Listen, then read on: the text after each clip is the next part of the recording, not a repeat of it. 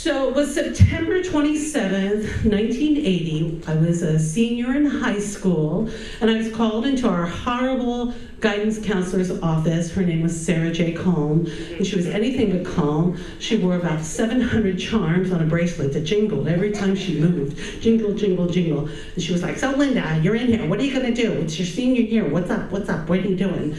And I said, "Well, I decided I want to become a piano tuner."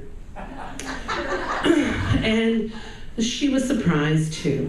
And she said, "Well, honey, I don't think your grades are gonna get you in there." And I just didn't understand what she meant at all.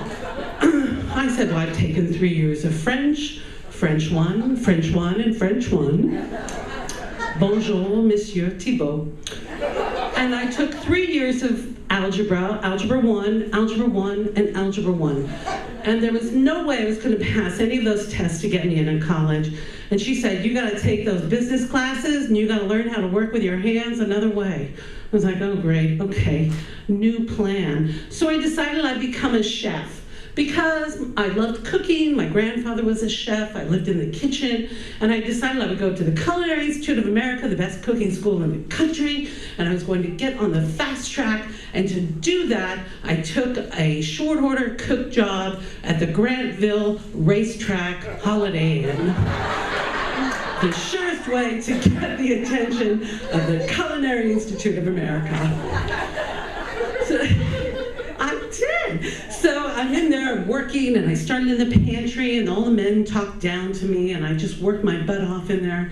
And I worked my way up to prep, and I graduated at 17, so come August, mid-August of my birthday time, on my 18th birthday, I was working, and I was doing prep, and I was taking the prime ribs out of this double-stacked oven, and some idiot put them in these very shallow pans. And if you've never made a roast or maybe 40 pounds of prime rib at one time, you don't put it on a shallow sheet pan because there's a lot of fat, and it boils, and it's hot, and it's hot.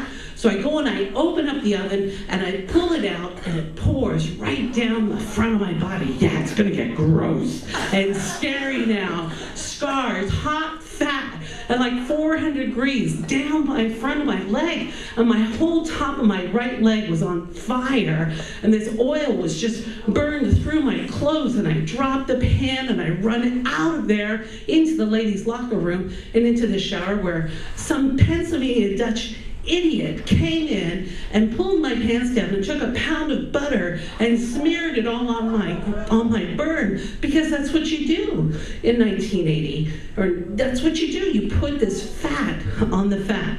So it was rather painful. I mean, hot now under these lights, but then it was like crazy. So they call my mother. And I don't know if you've heard any of my stories before. My mother is not the best nurturer when it comes to an injured child.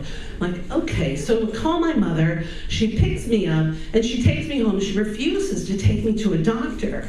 She was like, "No, it's gonna be fine," but I could see it. I mean, it was just charred skin and so painful.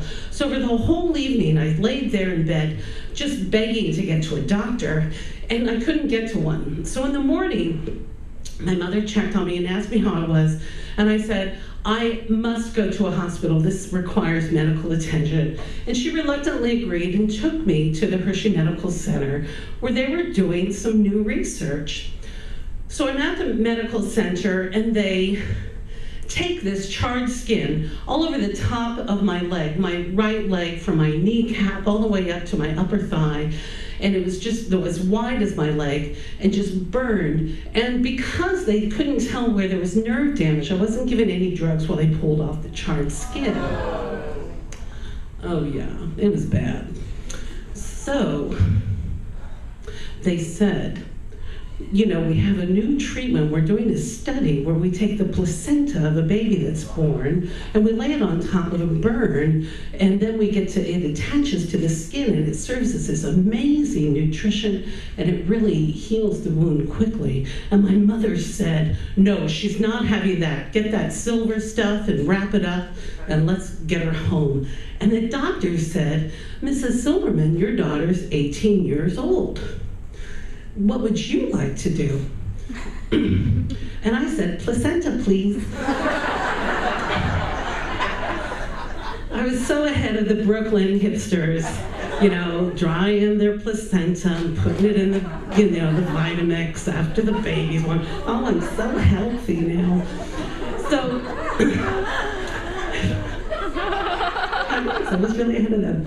So I had to wait, and I waited and waited without any drugs still until a baby was born. It took a couple of hours, but I was kept abreast. By this time I was delirious with whatever is happening here. So and the placenta came, and they laid it on my skin, and it felt better immediately, and they wrapped it up, and they gave me some very, very, very specific directions for the next 5 years, in fact, where I couldn't get it into any light. I couldn't walk for weeks. It was quite a difficult healing process.